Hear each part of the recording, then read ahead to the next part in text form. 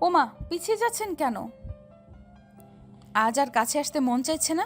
সেদিন তো আমার খুব কাছে এসেছিলেন, আমার শরীরের প্রতিটা অঙ্গ প্রত্যঙ্গ ছুঁয়েছিলেন। সেদিন এই ভয় কোথায় ছিল? শুনুন, এসব ফালতু কথা বলা বন্ধ করুন। আমি জানি আমি একজন ধর্ষক। আমি আপনাকে ধর্ষণ করেছি। এটা এক্ষুনি গিয়ে আপনি আপনার পরিবারকে জানিয়ে দিন। তারপর পুলিশ ডেকে এনে আমাকে গ্রেফতার করিয়ে দিন। পাত্রী দেখতে এসে রীতিমতো ভূত দেখার মতো চমকে গেল অরিক সোভান। অক্ষিপটে ভেসে উঠল তার কিছুদিনের আগের সেই মুহূর্তগুলো। তবে সে কিন্তু একা চমকালো না, তার পাশে বসে থাকা তার বন্ধু নীরবও সমানতালে চমকেছে। নীরব খুব মনোযোগ সহিত তার সামনে বসে থাকা রমণীর আপাত মস্তক পরখ করে নিশ্চিন্ত হলো এই সেই মেয়ে। ঘাম ছুটে গেল তার। হাত দিয়ে কপাল মুছে বন্ধুর কানের কাছে মুখ নিয়ে ফিসফিসিয়ে বলল, দোস্ত, এটা সেই মেয়েটা না যাকে কয়দিন আগে তুই... বাকি কথা বলার আগেই অরিক নীরবের হাতে চাপড়ে ধরল। চোখ গরম করে তাকিয়ে চুপ থাকতে বলল তাকে। দমে গেল নীরব, কিন্তু মনের ভয় কমেনি তার। মেয়েটার এই নীরব চাহনি যেন তাদের ভয়কে আরো বাড়িয়ে তুলছে। বাড়ির বড়রা কথা বলবে, তাই সেই ফাঁকে অরিক আর রাইমাকেও আলাদা রুমে দেয়া হলো একটু কথা বলার জন্য। রাইমার কাজিনসরা তাদের রুমে রেখে বেরিয়ে গেল। অরিকের চোখ মুখ শুকনো, দেখেই বোঝা যাচ্ছে সে ভীষণ ভীত। চোখ তুলে মেয়েটির দিকে তাকাচ্ছে না পর্যন্ত। রাইমাও চুপচাপ দাঁড়িয়ে রইল অনেকক্ষণ। গভীর মনোযোগে পর্যবেক্ষণ করল সে অরিককে। তারপর সে অরিকের দিকে দু কদম এগিয়ে গিয়ে বলল। আমাকে চিনতে পারছেন? অরিক এবার তাকালো। সেই চাহনিতে ভয় ছাড়া যেন আর কিছুই দেখতে পারছে না রাইমা। রাইমা হাসলো খুব, বলল, এ কি, আপনাকে এত ভীতু দেখাচ্ছে কেন? ভয় পাবেন না, আমি কাউকে কিচ্ছু বলবো না। অরিকের কপালে বিস্ময়ের ভাঁজ পড়ল। ক্ষিপ্ত কণ্ঠে বলল, আমাকে চিনতে পেরেও কাউকে কিছু বলবেন না কেন? চাইলে আপনি এখনই আমাকে পুলিশে দিতে পারেন। আমি যা অন্যায় করেছি তার জন্য তো আমার কঠিন শাস্তি হবে। তাহলে আপনি আমাকে বাঁচিয়ে দিতে চাইছেন কেন? কি উদ্দেশ্য আপনার? রাইমা আরেক দফা হাসলো। সুন্দরী মেয়েদের হাসি সুন্দর হলেও এই মুহূর্তে রাইমার হাসিটাকে ঠিক সুন্দর উপাধিটা দেওয়া যাচ্ছে না, কারণ তার এই হাসিতে সৌন্দর্য নেই, আছে বুক ভরা যন্ত্রণা আর হাহাকার। রাইমা হাসি থামালো, আরও কিছুটা এগিয়ে গেল অরিকের দিকে। রাইমার হঠাৎ এত কাছে আসে অরিক কিছুটা ঘাবড়ে গেল। এক কদম পিছিয়ে যেতেই রাইমা বিদ্রুপের সুরে বলল, ওমা, পিছিয়ে যাচ্ছেন কেন? আজ আর কাছে আসতে মন চাইছে না? সেদিন তো আমার খুব কাছে এসেছিলেন, আমার শরীরের প্রতিটা অঙ্গ প্রত্যঙ্গ ছুঁয়েছিলেন। সেদিন এই ভয় কোথায় ছিল? নিজের সমস্ত বাসনা মিটিয়ে আমায় রাস্তায় ফেলে রেখে তো দিব্যি বন্ধুকে নিয়ে চলে এসেছিলেন। তবে আজ কেন এত ইতস্তত বোধ করছেন? এই যে আমি আপনার কত কাছে। ছোঁন আমায়। কি হলো, পিছিয়ে যাচ্ছেন কেন? অনেক রেগে যায় তার কথায়। এখানে আসার আগে যদি একবার মেয়ের ছবিটা দেখে আসতো তাহলে আর তাকে এই সিচুয়েশনে পড়তে হতো না। নিজের দোষেই তার আজ এই হাল। রাগে ফোঁস করতে করতে সে বলল, শুনুন, এসব ফালতু কথা বলা বন্ধ করুন। আমি জানি আমি একজন ধর্ষক। আমি আপনাকে ধর্ষণ করেছি। এটা এক্ষুনি গিয়ে আপনি আপনার পরিবারকে জানিয়ে দিন। তারপর পুলিশ ডেকে এনে আমাকে গ্রেফতার করিয়ে দিন। আর এত নাটক করবেন না, অনেক করেছেন। রাইমা এদিক ওদিক তাকিয়ে জোরে একটা নিঃশ্বাস নিল। কথাগুলো দুর্মর গতিতে মস্তিষ্কে আলোড়ন তৈরি করছে তার। সে তাই শক্ত গলায় বলল, না, আপনাকে আমি পুলিশে দেব না। না, আমি এই ব্যাপারটা কাউকে জানাবো। আমার পরিবারের আপনাকে খুব পছন্দ হয়েছে, আর আমার মনে হয় আপনার পরিবারেরও আমাকে খুব পছন্দ। আপনার মার কথা শুনে তো তাই মনে হলো। এখন যখন দুই পরিবারেরই সব কিছু পছন্দ, তবে আর আমি বেঁকে বসবো না, আপনাকেই বিয়ে করব আমি। আরিক হতভম্ব হয়ে পড়ল। বিস্মিত হয়ে তাকিয়ে রইল মেয়েটার দিকে। অদ্ভুত, একটা মেয়ে কি করে তার ধর্ষককে বিয়ে করতে রাজি হয়, তাও আবার এত সহজে। অরিকের সন্দেহ হয়, মন বলছে তার মেয়েটার মাথায় অন্য কিছু চলছে। নিশ্চয়ই আগে থেকে কিছু প্ল্যান করে রেখেছে সে। না না, এই মেয়েকে কোনো মতেই বিয়ে করা যাবে না। অরিক সিদ্ধান্ত নিয়ে নেয়, সাফ গলায় জানিয়ে দেয় সে তাকে কোনোভাবেই বিয়ে করবে না। রাইমা তাচ্ছিল্যের হাসি দিয়ে জবাবে বলল, বিয়ে তো আপনাকে করতেই হবে অরিক সোভান, আর আমাকেই করতে হবে। মগের মুল্লুক নাকি? বলেছি তো আমি আপনাকে বিয়ে করব না। এখন আপনি যদি সবাইকে সবটা বলে দিতে চান তো বলে দিতে পারেন, আমার কিছু যায় আসে না। কথাটা উচ্চস্বরে বলে দু পকেটে হাত দিয়ে অন্যদিকে মুখ করে দাঁড়ালো সে। রাইমা বাঁকা হাসলো। আপনি যতটা সহজ ভাবছেন সব কিছু কিন্তু অতটাও সহজ না মিস্টার অরিক সোভান। কি বলুন তো, আমার না খুব শখ ছিল আমার একটা সংসার হবে, ছোট্ট ভালোবাসার একটা সংসার। সেখানে আমি আর আমার স্বামী অনেক সুখে থাকব।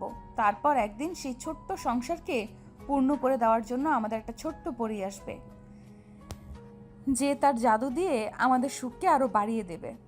হুম, কিন্তু কিন্তু আপনি কিছু হতে দিলেন না, সব কিছু নষ্ট করে দিলেন। আমাকে ধর্ষিতা বানালেন, চরিত্রে কালি মাখালেন, আমার সতীত্ব হরণ করলেন, আমাকে জীবন্ত লাশ বানিয়ে ছাড়লেন। এখন এখন আপনিই বলুন, আমাকে কে বিয়ে করবে? কেউ কি যেচে পড়ে কোনো ধর্ষিতাকে বিয়ে করে? করে না তো। তাই এখন আপনাকেই আমার বিয়ে করতে হবে। আপনি চান কিংবা না চান, আমিই আপনার বউ হব। কথাগুলো শেষ করেই চটজলদি চোখ মুছে নিল রাইমা। হঠাৎ করেই খুব কান্না পাচ্ছে তার। সেই ভয়ঙ্কর মুহূর্তগুলো বারবার চোখের সামনে ভেসে উঠছে। নিজের দেয়া সেই বীভৎস চিৎকারগুলো যেন নিজের কানেই বাজছে। পারছে না সে, না পারছে মরতে, না পারছে বেঁচে থাকতে। আর চোখের সামনের এই মানুষটাকে দেখে যেন তার এই যন্ত্রণা আরও বেড়ে গিয়েছে। খুব তো চলছিল তার সুন্দর সাধারণ জীবনটা, হঠাৎ কোত্থেকে এই অচেনা মানুষটা এসে অমানুষের মতো তার জীবনটা নষ্ট করে দিল, ধ্বংস করে দিল তার সমস্ত স্বপ্ন। এর জন্য সে কোনোদিনও এই মানুষটাকে ক্ষমা করতে পারবে না, কোনোদিনও না। মা, আমি ওই মেয়েকে বিয়ে করব না। কাপড় ভাঁজ করছিলেন লিমা সোভান। ছেলের তিক্ত কণ্ঠ শুনে ঘাড় ফিরিয়ে তার দিকে তাকালেন। বিরক্তিতে ভ্রু কুচকে বললেন, কেন, কি সমস্যা? অরিক নাকমুখ ফুলিয়ে কঠোর গলায় বলল। আমার ওকে পছন্দ হয়নি তাই। ছেলের কথায় বিরক্তির মাত্রাটা যেন আরো বাড়ল। তিনি বললেন, পছন্দ না হওয়ার কি কারণ? মেয়েরূপে গুণে সব দিক থেকে একদম পারফেক্ট। তাহলে কি জন্য তাকে পছন্দ হলো না? মা, ওর কথা বলার ধরন আমার ভালো লাগেনি। লিমা সোভান এবার জোরে নিঃশ্বাস নিলেন। ছেলের সমস্যাটা যেন ধরতে পেরেছেন। ছেলের কাছে এগিয়ে গেলেন তিনি। বুকের উপর দুহাত ভাঁজ করে গম্ভীর সুরে বললেন, এখন আর এসব কথা বলে কোনো লাভ নেই অরিক। কাল আমাদের পাকা কথা বলা হয়ে গিয়েছে। পরের সপ্তাহে তোমাদের বিয়ে। অযথা ফ্যাসেল বাঁধিও না। আমি জানি তুমি ইচ্ছে করে বিয়েটা ভাঙতে চাইছো, আর ওই মেয়েকে পছন্দ না হওয়ার কোনো কারণে আমি দেখছি না। তোমার বাবার আর আমার ওকে যথেষ্ট পছন্দ হয়েছে। সেই ক্ষেত্রে তোমার পছন্দ না হলেও চলবে। তোমার পছন্দের মেয়েগুলোকে আমার দেখা আছে। ওই ধরনের মেয়েকে আমি কখনো আমার বাড়ির বউ বানাবো না। তাই এখন এসব বাদ দিয়ে বিয়ের প্রিপারেশন নাও, যাও। অরিকের চোখ মুখ কালো হয়ে যায়। মাকে কি করে বোঝাবে কেন সে এই মেয়েকে বিয়ে করতে চাইছে না? সত্যিটাও তো বলতে পারছে না। মা জানলে তাকে কোনোদিনও ক্ষমা করতে পারবে না। এদিকে সে এটাও টের পাচ্ছে তার জন্য সামনে খুব খারাপ কিছু অপেক্ষা করছে। ওই মেয়ে তাকে এমনি এমনি বিয়ে করছে না। নিশ্চয়ই এর পেছনে তার কোনো ভয়ানক উদ্দেশ্য আছে। শুনেছে মেয়েদের যখন আর কিছু হারানোর ভয় থাকে না, তখন নাকি তারা জানোয়ারের চেয়েও হিংস্র হয়ে ওঠে। তবে কি এবার তাকেও রাইমার হিংস্রতার শিকার হতে হবে? কথাগুলো ভাবতেই গলা শুকিয়ে ওঠে তার। যেই ছেলে আজ পর্যন্ত কাউকে পরোয়া করতো না, সে আজ এক সাধারণ মেয়ের ভয়ে এইভাবে অস্থির হয়ে উঠছে। নিজেকেই যেন চিনতে পারছে না অরিক। তার এই একটা ভুল তার জীবনটাকে যে ঠিক কিভাবে এলোমেলো করে দিবে সেটা সম্পর্কে আদৌ তার কোনো ধারণা নেই। মায়ের কথায় মন মরা হয়ে রুমে এসে বসলো অরিক। অস্থির মনটা কিছুতেই শান্ত হচ্ছে না। শুয়ে বসে কোনো কিছুতেই শান্তি মিলছে না যেন। এসির পাওয়ারটা আরও কমিয়ে দিল, যেন একটু হলেও শরীরের উষ্ণতাটা কমে। মনে যেন প্রশান্তি পাই। বিছানায় গা এলিয়ে দিয়ে নীরবকে কল লাগালো। ওপাশ থেকে কল রিসিভ হতেই অরিক বলে উঠল, ফ্রি থাকলে এক্ষুনি বাসায় আয়। নীরব আর কথা বাড়ালো না, সোজা অরিকদের বাসায় চলে এলো। 6তলা বিল্ডিংয়ের 4তলার এক বিশাল অ্যাপার্টমেন্টে থাকে তারা। লিফট থেকে নেমে সোজা অরিকের রুমে গিয়ে ঢুকলো নীরব।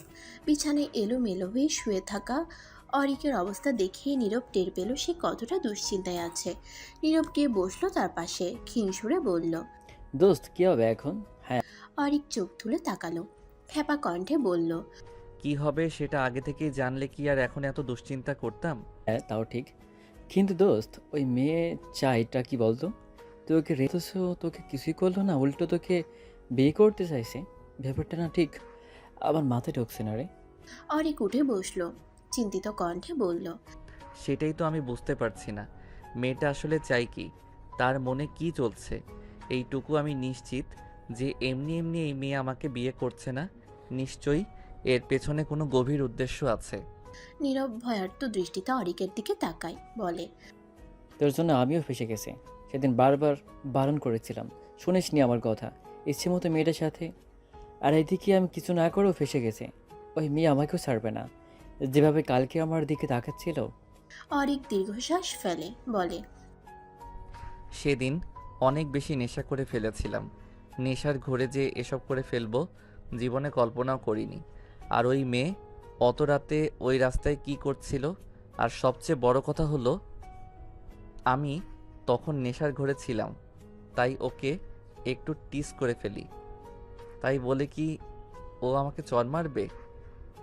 এই একটা চড়েই তো আমার মাথা গরম হয়ে যায়, তাই রাগ সামলাতে না পেরে এত কিছু করে ফেলি।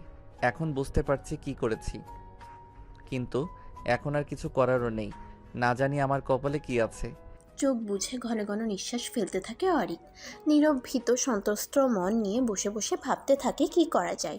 ভাবতে ভাবতেই সে হঠাৎ বলে ওঠে, দোস্ত, এক কাজ কর, তুই এই মেয়েটার কাছে ক্ষমা চেয়ে নে। দরকার পড়লে পা ধরে ক্ষমা চা। আমার মনে হয় মেয়েটা তোকে ক্ষমা করে দিবে। অরিক হতাশ কণ্ঠে বলে, একটা মেয়ের সবথেকে মূল্যবান সম্পত্তি হলো তার সতীত্ব। সেই সতীত্বটাকেই আমি নষ্ট করে দিয়েছি। তোর কি মনে হয় মেয়েটা আমাকে এত সহজে ক্ষমা করে দিবে? নীরব চুপ হয়ে যায়। না, দিবে না। সে যদি মেয়ে হতো তবে সেও দিত না। কিন্তু ওই যে পুরুষ মানুষ রাগের বশে মারাত্মক ভুল করে ফেলেছে, সেই ভুলের প্রায়শ্চিত্ত তো এবার তাদের করতেই হবে। অনেকক্ষণ বসে দুই বন্ধু কথা বলল। তারপর একসময় নীরব চলে গেল তার বাসার দিকে। কেউই কোনো উপায় আওড়াতে পারল না। ভাবতে ভাবতে ক্লান্ত হয়ে এক পর্যায়ে তারা আশাই ছেড়ে দিল। ভেবে নিল ভাগ্যে যা আছে তাই হবে। নীরব যেতেই অরিক গোসলের জন্য উঠল। টাওয়ালটা গলায় ঝুলিয়ে ওয়াশরুমের দিকে পা বাড়াতেই হঠাৎ সে তার ফোনে পরপর অনেকগুলো নোটিফিকেশনের শব্দ পেল। সে এগিয়ে গিয়ে বিছানা থেকে ফোনটা হাতে নিয়ে দেখলো কিসের এত নোটিফিকেশন। ফোনের স্ক্রিনে তখন একটা আননোন নাম্বার থেকে কিছু মেসেজ দেখতে পেল। অরিক সেটা দেখার জন্য হোয়াটসঅ্যাপে ঢুকলো। তারপর সেই নাম্বারে গিয়ে দেখলো অনেকগুলো ছবি। আর সেই ছবিগুলো আর কারণ না, রাইমার। বেশ কয়েকটা শাড়ি গায়ে দিয়ে তোলা ছবি। তার নিচে একটা ছোট্ট মেসেজ। আচ্ছা, কোন শাড়িতে আমাকে বেশি মানাচ্ছে একটু বলুন তো? অরিক এবার নিশ্চিন্ত হলো এটা রাইমার নাম্বার। সঙ্গে সঙ্গে ভীষণ বিরক্তও হলো সে। এই মেয়েটা তাকে কেন মেসেজ দিচ্ছে? সিন করেও রিপ্লাই দিল না। ফোনটা বিছানায় ছুঁড়ে ফেলে ওয়াশরুমে চলে গেল সে।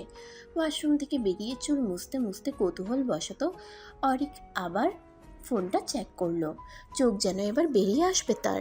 120টা মেসেজ, আর এটা ক্রমাগত বেড়েই চলছে। তাড়াতাড়ি সে ইনবক্স ওপেন করে দেখে রাইমা তাকে লাগাতার মেসেজ দিয়েই যাচ্ছে। তার একটাতে লেখা, সিন করেও রিপ্লাই দিচ্ছেন না কেন অরিক সোভান?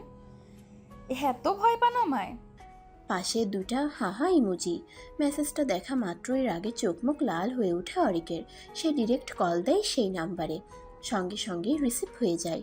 রাগী গলায় অরিক বলে, কি শুরু করেছেন আপনি? এত মেসেজ কেন দিচ্ছেন? ওপাশ থেকে ক্ষীণ হাসির শব্দ শুনতে পেল সে। জবাবে রাইমা বলল, বারে, আমি বুঝি আমার হবু বরকে মেসেজ দিতে পারবো না? রাগটা ধপ করে বেড়ে যায় অরিকের। চেঁচিয়ে উঠে বলে, মজা করা বন্ধ করুন। ইচ্ছে করে করছেন এসব, তাই না? আমি জানি আপনার উদ্দেশ্য খুব খারাপ, তাই যা বলার সরাসরি বলুন। অযথা এত নাটক করবেন না।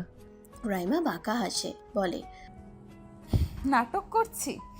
বাহ, আপনি তো খুব চালাক। যাই হোক, আমার নাটকে কিন্তু আপনার পরিবার খুব সুন্দর ফেসে গেছে। এবার আপনার পালা। জানেন তো আপনি আমার জীবনে খুব স্পেশাল একটা পার্সন। আপনাকে আমি আমার জীবন থেকে দূরে সরে যেতে দেব না। আপনাকে আমার লাগবে। আমার অন্ধকার জীবনের প্রতিটা হিসাব নিকাশ মেটানোর জন্য আপনাকে আমার প্রয়োজন। তাই নাটক বলুন আর যাই বলুন, আপনাকে আমি ফাঁসিয়েই ছাড়বো। কথাটা বলেই বিকট শব্দে হেসে কলটা কেটে দেয় রাইমা। অরিক স্তব্ধ হয়ে দাঁড়িয়ে থাকে। কোনোরূপ প্রতিক্রিয়া নেই তার মাঝে। তবে কি সত্যি তার সাথে ভয়ানক কিছু হতে চলেছে? রাইমা ফোন রাখতেই তার রুমে তার মা এলেন। রুফাইদা খানম হাতে কিছু গয়না নিয়ে এসে বিছানার এক কোণে বসলেন। তারপর রাইমাকে ইশারা দিয়ে তার পাশে বসতে বললেন। রাইমাও বসল। রুফাইদা খানম একে একে গয়নাগুলো আলাদা করে সুন্দর করে রাখলেন। তারপর তার মধ্যে থেকে একটা মোটা চেইন আর একজোড়া দুল রাইমার হাতে দিয়ে বললেন, এগুলো তোকে দিলাম মা, মার স্মৃতি হিসেবে তোর কাছে রেখে দিস। রাইমা তার হাতের গয়নাগুলোর দিকে তাকালো, তারপর আবার চোখ তুলে মায়ের দিকে তাকালো, বিষণ্ণ হেসে বলল, মা, তুমি আমার কাছে অমূল্য সম্পদ। তোমাকে মনে রাখার জন্য আমার কোনো জিনিসের প্রয়োজন নেই। আমার মনে প্রাণে মস্তিষ্কে আজীবন তুমি আর বাবা থাকবে। তোমাদের মনে রাখার জন্য আমার এসবের প্রয়োজন নেই মা। রাইমা মৃদু হাসলেন, মেয়ের মাথায় হাত রেখে বললেন, তা আমি জানি মা, কিন্তু আমি তো তোর মা। মা হয়ে মেয়েকে তার বিয়েতে কিছু দিব না? সরি, আমার আহামরি কিছু নেই রে মা।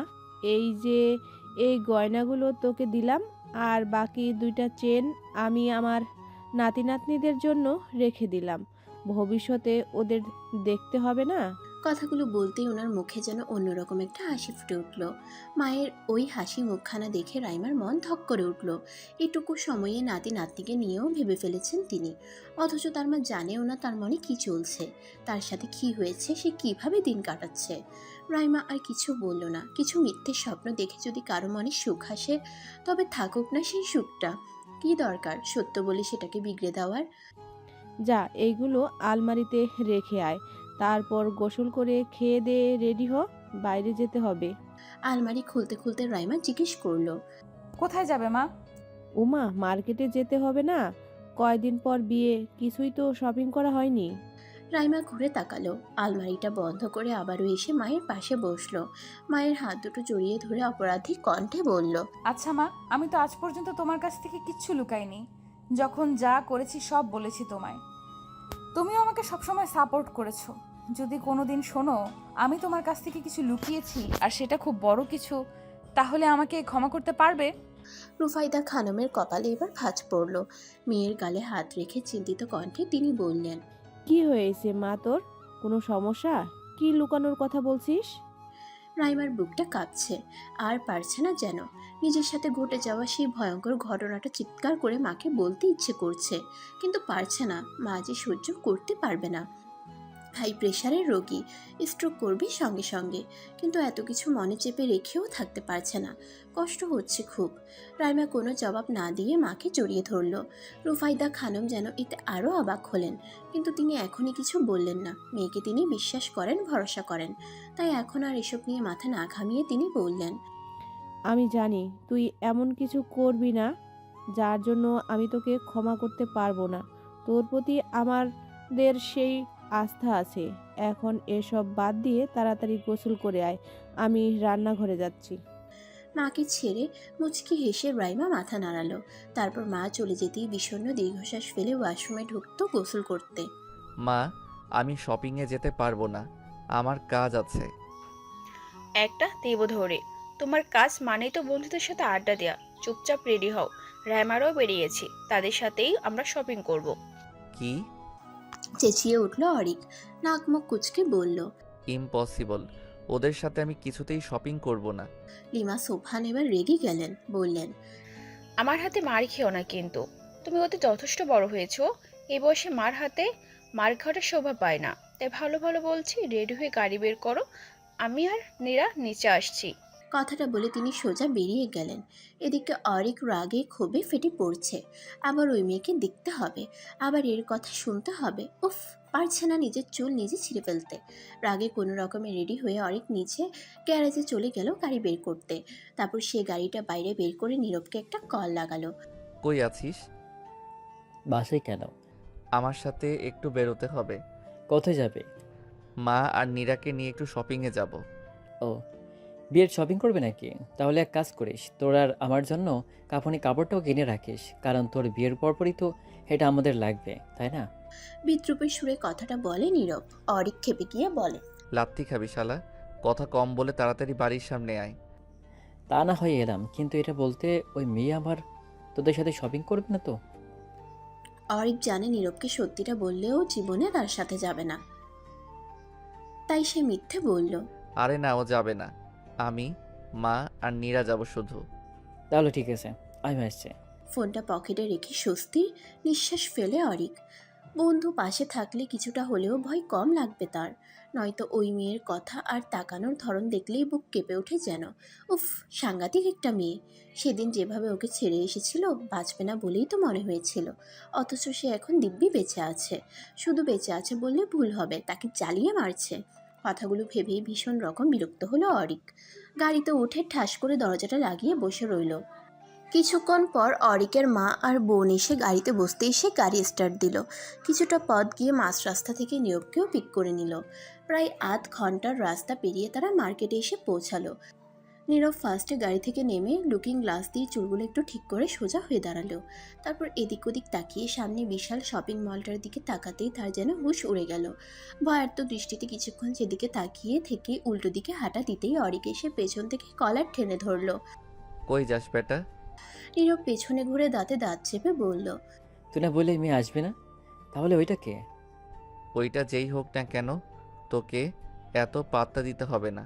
তুই শুধু আমার সাথে সাথে থাকবি, এইটুকুই তোর কাজ। নীরব অসহায়ের মতো অরিকের দিকে তাকালো, যেন এক্ষুনি কান্না করে দিবে। এই মুহূর্তে তার ইচ্ছে করছে এই ছেলেটাকে এক্ষুনি খুন করে দিতে। শালা নিজে তো মরবে, সাথে তাকেও মারবে। রাইমা মিষ্টি হাসলো অরিকদের দেখে, তবে সেই মিষ্টি হাসিটাও ক্যাকটাসের কাটার মতন গিয়ে বিঁধল অরিক আর নীরবের বুকে। দুজনেই গম্ভীর গম্ভীর চোখ মুখ নিয়ে সেদিকে গেল। অরিকের বোন নীরা রাইমাকে পেয়ে খুব খুশি, আর লিমা সোভানও খুশি হলেন ভীষণ। রাইমা আর তার মায়ের সাথে কিছুক্ষণ কথা বলে সকলে ভেতরে গেলেন। অরিক আর নীরব পেছন পেছন হাঁটছে, পা যেন চলছে না তাদের। নীরব বারবার চেষ্টা করে যাচ্ছে কোনো রকমে পালিয়ে যাওয়ার, কিন্তু অরিকের জন্য পারছে না। তারা একটা বড় শাড়ির শোরুমে ঢুকে একে একে শাড়ি দেখতে থাকে সকলে। তখনও অরিক আর নীরব অনেকটা দূরে দাঁড়িয়ে নিজেদের মধ্যে কথা বলতে থাকে। সে সময় নীরা তাদের কাছে আসে, বলে, এই ভাইয়া, তুমি এখানে দাঁড়িয়ে আছো কেন? ওই দিকে আসো, ভাবির জন্য শাড়ি পছন্দ করে দিবে। অরিক কলা গলায় জবাব দিল, আমি কেন পছন্দ করব? যার জন্য শাড়ি কিনবে সে তো নিজে এসেছে, তাকে কি জিজ্ঞেস কর। আমাকে এসবের মধ্যে একদম টানবি না। নীরা বিরক্ত কণ্ঠে বলল, উফ ভাইয়া, তুমি এমন কেন বলো তো? একটু তো রোমান্টিক হতে পারো। নিজের হবু বউকে একটু শাড়ি বেচে দিলে কি হয়? এই নীরব ভাইয়া, আপনি বলেন না কিছু। নীরব বোকা বোকা হেসে নীরার কথার সাথে তাল মিলিয়ে বলল, হ্যাঁ হ্যাঁ, আমিও তো সেটাই বলছিলাম। এই দোস্ত, যা তো, ভাবিকে একটু হেল্প কর। অরিক দাঁত কিরমিরিয়ে নীরবের দিকে তাকালো, যেন এক্ষুনি তাকে আস্ত চিবিয়ে ফেলবে। নীরব ভয়ে ছোট্ট ঢোক গিলে অন্যদিকে ঘুরে দাঁড়ায়। নীরা অরিকের হাত টেনে বলে, চল না ভাইয়া। সেই সময় আবার অরিকের মাও তাকে ডেকে ওঠে। এবার আর ছাড়া পাবে না সে। মা যখন ডাকছে তখন যেতেই হবে, নয়তো সকলের সামনে এসেই ছাড়ি দেওয়া শুরু করবে। অরিক বিরক্ত ভঙ্গিতে এগিয়ে গেল সেদিকে। নীরা তাকে নিয়ে দাঁড় করালো রাইমার পাশে। এতে যেন তার আরও গা চলে উঠল। দু হাত পকেটে পুরে শক্ত হয়ে দাঁড়িয়ে রইল। রিমা সোভান তখন একটা লাল কাঁথান শাড়ি দেখিয়ে বলল, বাবা দেখ তো এই শাড়িটা কেমন। অরিক পাত্তা না দিয়ে বলল, মা, আমি শাড়ির ব্যাপারে অত কিছু বুঝি না। কি তুমি আছো, এই যে আন্টি আছেন, তোমরা দেখো না আমাকে কেন এসবের মাঝে টানছো? স্বাভাবিকভাবেই এই কথাটা রাইমার মায়ের কাছে ভালো লাগে না। মন খচখচ করে উঠল তার। ছেলের কি তবে এই বিয়েতে মত নেই? না হলে সে এত বিরক্ত কেন? রাইমা তার মায়ের দিকে তাকিয়ে দেখে সে অবাক দৃষ্টিতে অরিককে দেখছে। সেও টের পায় তার মায়ের মনে হয়তো সন্দেহ জেগেছে। তাই সে দাঁতে দাঁত চেপে অরিককে ফিসফিসিয়ে বলে, এই যে মিস্টার, ভালোভাবে কথা বলুন। আপনার কথা শুনে যদি আমার মায়ের মনে কোনো প্রকার সন্দেহ জাগে, তাহলে কিন্তু খুব খারাপ হয়ে যাবে। আপনার ইচ্ছে থাকুক আর না থাকুক, হাসি মুখে মেনে নিন সবটা। রাইমার থ্রেড শুনে রাগে দপদপ করতে থাকে অরিকের মস্তিষ্ক। এইটুকুনি একটা মেয়ে তাকে এভাবে থ্রেড দিচ্ছে, ইচ্ছে করছে। রাগটা দমিয়ে নিল, জোরপূর্বক মুখে হাসি টেনে নিল। অস্বস্তিতে মাথা চুলকিয়ে আমতা আমতা করে বলল, না মানে আম্মু, এই শাড়িটা অত একটা ভালো লাগছে না। তুমি ওই ডার্ক রেড কালারটা দেখো। তার কথা মতো দোকানদার সেই শাড়িটা নামিয়ে দিল।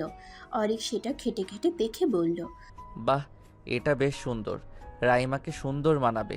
অরিকের কথা শুনে দুই মাই মুচকি মুচকি হাসলো। নীরাও লাফিয়ে উঠে বলল, এই না হলে আমার ভাই কত সুন্দর বুঝে গেল বউকে কোনটাতে বেশি মানাবে। অরিক মেখি হেসে শাড়িটা রেখে দিল। রাইমা তখন শাড়িটা হাতে নিয়ে বলল, কিন্তু আমার এটা পছন্দ হয়নি। আমি আন্টির পছন্দ করা ওই রেড কাতানটাই নিব। এবার অনেক বেশি বিরক্ত হলো অরিক। যদি নিজের পছন্দেই নিতে হয় তাহলে ঢং করে আর তাকে পছন্দ করতে বলা হলো কেন? সে তখন তাচ্ছিল্যের সুরে বলল। সমস্যা নেই, আমার যেটা পছন্দ আপনি সেটাই নিন। তারপর অরিক আর কোনো কথা বলল না, জোরে একটা নিঃশ্বাস ফেলে চুপচাপ দাঁড়িয়ে রইল কেবল। অনেক কিছু কেনাকাটা করলো, কিন্তু কথা হলো এর মাঝেই নীরব ভেগে গিয়েছে। এই নিয়ে চরম ক্ষেপে আছে অরিক। ছেলেটাকে একবার হাতে পেলে আর আস্ত রাখবে না। একে তো এই নিয়ে রাগ, তার উপর শপিং করতে এসে ঘুরতে ঘুরতে তার অবস্থা খারাপ। রাইমার জন্য রাগ দেখিয়ে কিছু বলতেও পারছে না। মেয়েটা চোখের ইশারা দিতেই যেন অদ্ভুতভাবে সে চুপ হয়ে যায়। নিজেই নিজেকে থাপড়াতে মন চাচ্ছে তার। একটা ছেলে হয়ে সে এইভাবে একটা মেয়েকে ভয় পাচ্ছে, ভাবতেই রাগে কেঁপে উঠছে সে। সব শেষে বেরিয়ে আসার সময় রাইমা আর অরিককে একটু আলাদা সময় দেয়া হলো কথা বলার জন্য। সেখানেও অরিক চোয়াল শক্ত করে দাঁড়িয়ে রইল কেবল। রাইমা হাসলো, যেন বিদ্রুপ ছড়িয়ে পড়ছে সেই হাসিতে। বলল, আহারে, আমার হবু বরটার চোখ মুখ কেমন শুকিয়ে গেছে। ঠিকমতো খাওয়া দাওয়া করেন না বুঝি? অরিক নাক পাল্লা ফুলিয়ে রাগ দমানোর চেষ্টা করছে। রাইমা বুঝলো ব্যাপারটা, সে আবারও হাসলো।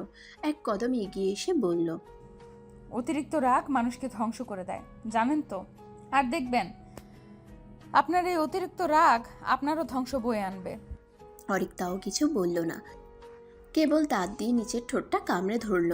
রাইমা কিছুক্ষণ তার দিকে তাকিয়ে থেকে সেখান থেকে চলে গেল। রাইমা চলে যেতেই অরিক তার সামনে থাকা দেয়ালটাই সজোরে খুশি মারল।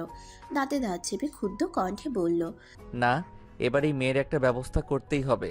বাসায় ফিরে ক্লান্ত হয়ে বিছানায় শুয়ে পড়ল অরিক। মন মেজাজ একেবারে তুঙ্গে উঠে আসে তার। অনেকক্ষণ সে চোখ বুজে শুয়ে রইল।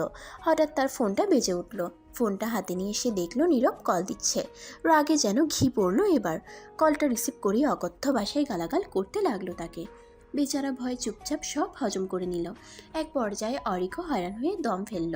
তখন নীরব ভয়ে ভয়ে বলল, দোস্ত, আসলে খুব জরুরি একটা কাজ পড়ে গিয়েছিল তো, তাই চলে আসতে হয়েছে, নাহলে আমি জীবনও আসতাম না। চুপ কর শালা, আমাকে এসব ফালতু কথা বলে বোঝাতে আসবি না। অরিকের ধমক শুনে নীরব আবারও চুপসে গেল। তবে নিজের মনে কিছুটা সাহস সঞ্চয় করে বলল, দোস্ত, আমার মাথায় আরেকটা আইডিয়া এসেছে। তোর বালের আইডিয়া তোর কাছেই রাখ। আরে না, একবার শুনে দেখ না। ইচ্ছে না থাকা সত্ত্বেও অরিক বলল, কি আইডিয়া? শোন, তুই একবার রাইমার সাথে আলাদাভাবে কথা বলে দেখ। তুই ওর কাছে ক্ষমা চা, একেবারে আকতি মিনতি করে ক্ষমা চাইবি। তুই ওকে বুঝিয়ে বলবি যে তোর যা হয়েছে ভুল হয়েছে। বলবি যে তুই ওকে বিয়ে করতে চাস, অন্য সবার মধ্যে একটা স্বাভাবিক স্বামী স্ত্রীর সম্পর্ক করতে চাস। এভাবে ইনিয়ে বিনি এটা ওটা বলে তুই ওকে বোঝানোর চেষ্টা করবি। তারপর দেখ ও কি বলে। তোর মনে হয় ওই মেয়ের কাছে ক্ষমা চাইলেই ও আমাকে ক্ষমা করে দিবে? আরে তুই চেয়েও দেখ না, মেয়েদের মন গলতে 2 মিনিটও লাগে না। তুই শুধু একটু ইমোশনালি কথা বলিস, তাহলেই হবে। অরিক জিভ দিয়ে ঠোঁট ভিজিয়ে অনিশ্চিত গলায় বলল, আচ্ছা ঠিক আছে, ওর সাথে কথা বলে দেখি তাহলে। তবে তাতেও যদি না হয় তবে আমি এর অন্য ব্যবস্থা নিব। এইভাবে আর একে আমি সহ্য করতে পারবো না।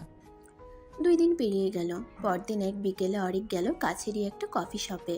রাইমাকেও সে সেখানে আসতে বলেছে। অরিক আগেই পৌঁছে গেছিল, তাই সে কফি শপের এক কোণে সে গিয়ে বসলো। হাতে ফোনটা নিয়ে দেখলো 4:25 বাজে। সে অপেক্ষা করতে থাকে। প্রায় 15 মিনিট পর সেখানে রাইমার আগমন ঘটে। অরিকের অগোছালো দৃষ্টি হঠাৎ রাইমার উপর পড়তেই সে যেন কিছুক্ষণের জন্য আটকে গেল। খেয়াল করে দেখল মেয়েটা ভীষণ সুন্দর, আর তার সবথেকে সুন্দর জিনিসটা হলো তার চুল। একেবারে কোমর ছুঁয়েছে, বিনুনি বাঁধা চুলে যেন স্নিগ্ধ লাগছে তাকে। রাইমা এসে চেয়ার টেনে বসতেই অরিক চোখ নামিয়ে ফেলল। নিজের আগের মুডে ফিরে গেল সে। গম্ভীর গম্ভীর চোখমুখ করে রাইমার দিকে তাকালো। রাইমা তখন বিরস মুখে তাকে জিজ্ঞেস করলো, কেন ডেকেছেন আমায়? বলছি। এইটুকু বলে অরিক প্রথমে একজন ওয়েটারকে ডেকে 2টা কফি অর্ডার দিয়ে নিল। ওয়েটার অর্ডার নিয়ে চলে যাওয়ার পর অরিক 2 হাত টেবিলের উপর রেখে সোজা হয়ে বসলো। চোখ বুঝে একটা তপ্ত নিঃশ্বাস ছাড়লো। তারপর মিহি কণ্ঠে বলল, আমি সরি রাইমা, আমি জানি আমি খুব ভুল করেছি, জঘন্য ভুল করেছি। এই ভুলের কোনো ক্ষমা হয় না, তাও আমি ক্ষমা চাইছি, মন থেকে চাইছি। প্লিজ রাইমা, প্লিজ আমাকে ক্ষমা করে দিন। আমি আর এত প্রেশার নিতে পারছি না। হ্যাঁ, আমি আপনাকে বিয়ে করব, আর 5টা মানুষের মতো আমরাও ছোট্ট একটা সংসার গড়ে তুলব।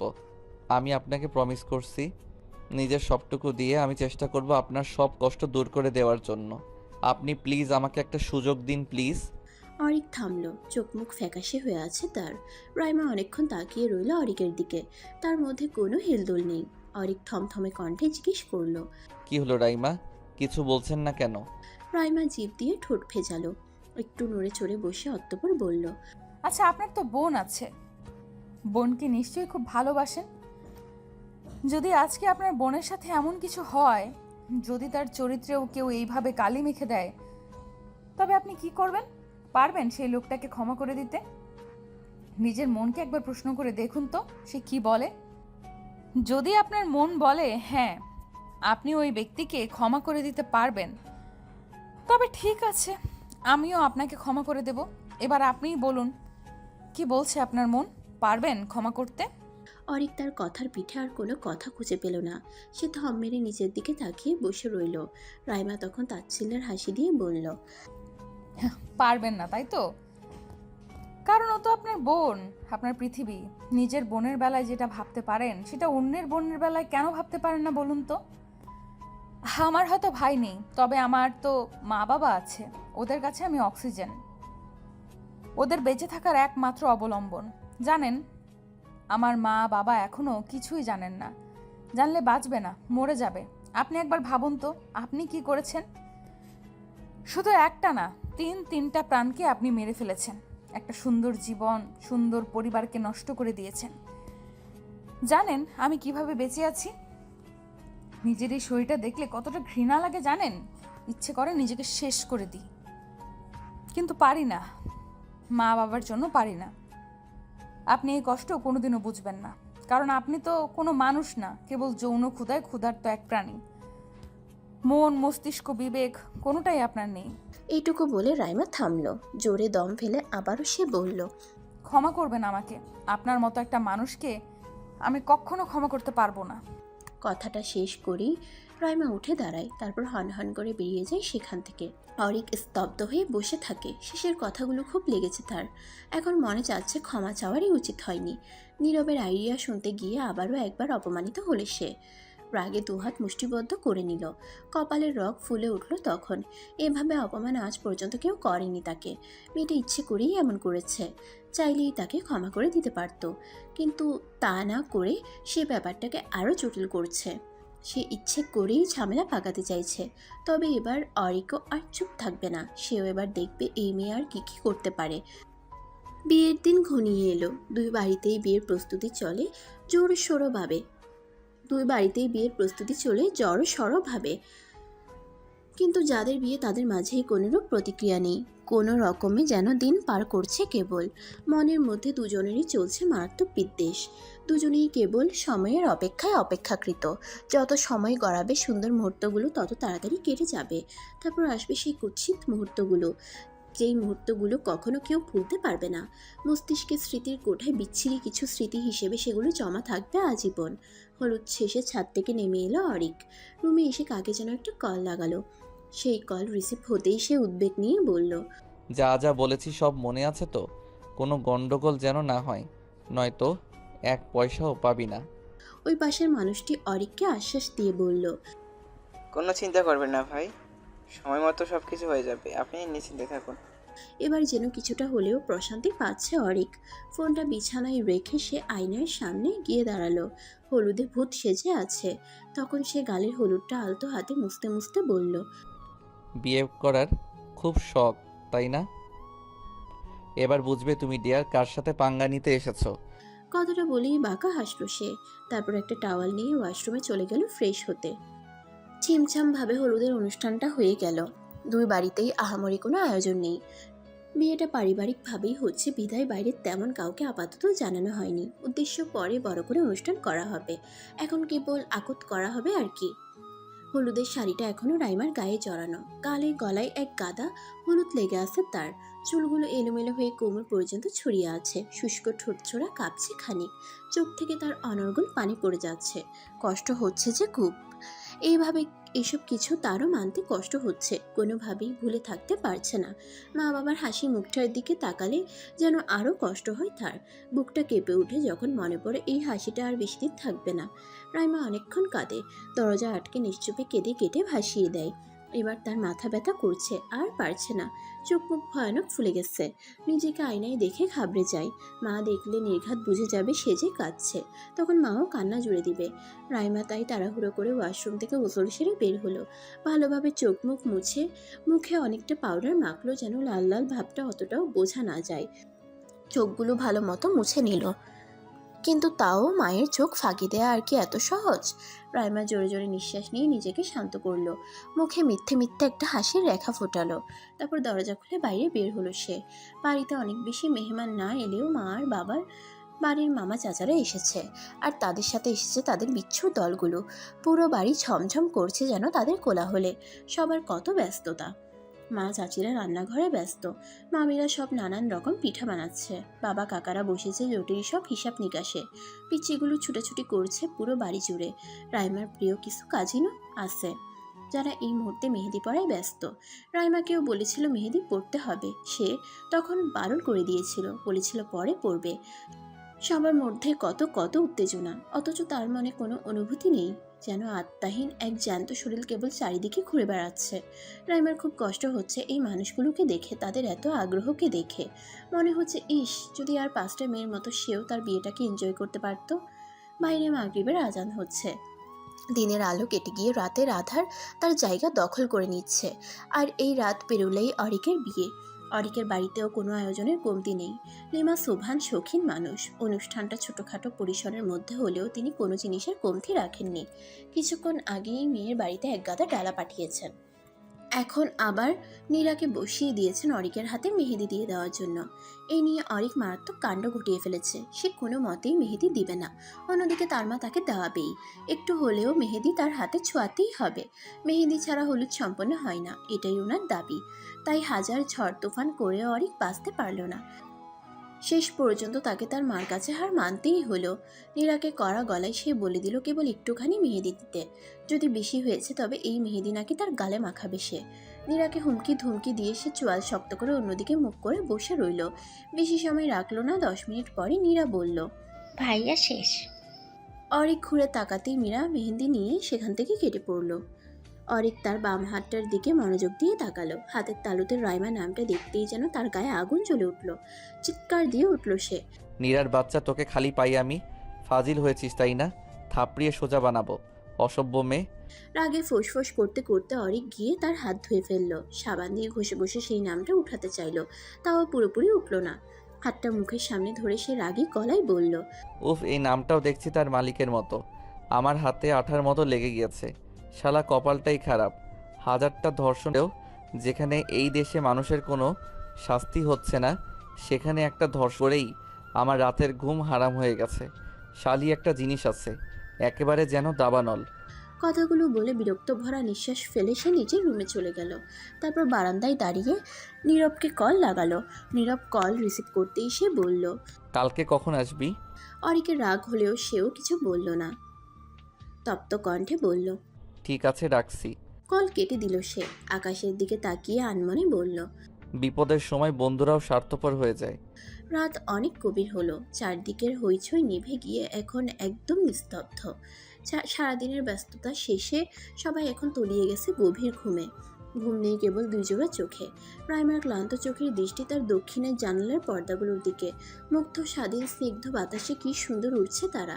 ইস, সেও যদি তাদের মতো মুক্ত হতে পারত, যদি পারত এই অভিশাপের জীবন থেকে নিজেকে মুক্তি দিতে। অন্যদিকে বারান্দার কোণে দাঁড়িয়ে আরেক জোড়া চোখ আকাশ দেখতে ব্যস্ত। আগে কখনো সে এভাবে আকাশ দেখেনি, তবে আজ কেন? আজকের দিনটা কি অন্য দিনের চেয়ে একটু ভিন্ন? হয়তো তাই। কাল তো আবার তার বিয়ে, জানে হবে না, তাও আপাত দৃষ্টিতে বলা তো যায়। কাল তার বিয়ে, তারও একটা বউ হবে। বউ, এই শব্দটা মাথায় আসতেই তার রাইমার কথা মনে পড়ে গেল। রাইমার শুকনো মুখটা ভেসে উঠল তার চোখের সামনে। হঠাৎ করেই কেন যেন তার মনে হলো মেয়েটার সাথে সে খুব বেশি অন্যায় করে ফেলেছে। আজ যদি এমনটা না হতো, এটা যদি একটা স্বাভাবিক বিয়ে হতো, তবে সে হাসি মুখে রাইমাকে মেনে নিত। মেয়েটা মায়াবী, বড় বড় চোখগুলোতে অসম্ভব মায়া আছে তার। কিন্তু এখন সে মায়ার বদলে এই চোখ জোড়াতে দেখা যায় কেবল আক্রোশ, যেন উপচে পড়া আগুনের লাভা। কি ভয়ঙ্কর সেই চাহনি! চোখ বুঝে জোরে নিঃশ্বাস নেয় অরিক। না, দুর্বল হলে চলবে না। সে তার সিদ্ধান্তে অটল। আগে থেকেই সব প্ল্যানিং করা, এবার শুধু কালকের দিনের অপেক্ষা। বরযাত্রী কনের বাড়িতে পা রাখতেই শোনা গেল এক মারাত্মক ঘটনা। কনেকে নাকি পাওয়া যাচ্ছে না। মিনিটে সে খবর ছড়িয়ে পড়ল চারদিকে। বরের আর বরণ হলো না। অরিকের বাড়ির লোকজনও যেন আকাশ থেকে পড়ল। রাইমার বাবা দুশ্চিন্তা আর ভয়ে একেবারে ভেঙে পড়লেন। রাইমার চাচা মামারা কোনো রকমে মেহমানদের ভেতরে আনলেন। বাড়ির মধ্যে হইচই পড়ে গেছে। ভেতরের রুম থেকে রাইমার মায়ের কান্নার শব্দ শোনা যাচ্ছে। এদিকে বর পক্ষের মানুষজন সব হতভম্ব হয়ে বসে আছে, যেন এখনও তারা কিছু বুঝে উঠতে পারছে না। তবে এসব কিছুর মাঝেও যে খুব নিশ্চিন্ত সে হলো অরিক। তার মধ্যে কোনো ভাবান্তর নেই, যেন সে এই মুহূর্তটার জন্যই আগে থেকে অপেক্ষা করছিল। একটু আড়াল হয়ে অরিক কাউকে একটা কল লাগালো। কলটা রিসিভ হতেই সে বলল, মেয়েটাকে কোথায় রেখেছিস? ও পাশের ব্যক্তিটি তখন অবাক কণ্ঠে জবাব দিল, ভাই, আমরা তো এখনো ওই মেয়েকে কিডন্যাপ করতে পারিনি। বাড়ির পেছন দিকটায় আমরা আছি, সুযোগ বুঝে কাজটা হয়ে যাবে, আপনি কোনো চিন্তা করবেন না। টনক নড়ল অরিকের। তার লোকেরা যদি রাইমাকে কিডন্যাপ না করে থাকে তাহলে ওই মেয়ে কোথায় গেল? অরিক চিন্তিত গলায় বলল, আচ্ছা, এক কাজ কর, তোরা আপাতত এখান থেকে চলে যা, প্রয়োজন পড়লে আবার ডাকবো তোদের। ঠিক আছে ভাই। কলটা কাটল অরিক। এসব চিন্তার কালো মেঘ তার মনেও হানা দিল। সে বাড়ির ভেতরে গিয়ে খেয়াল করলো সবার চোখ মুখ থমথমে, যেন কেউই ব্যাপারটা মেনে নিতে পারছে না।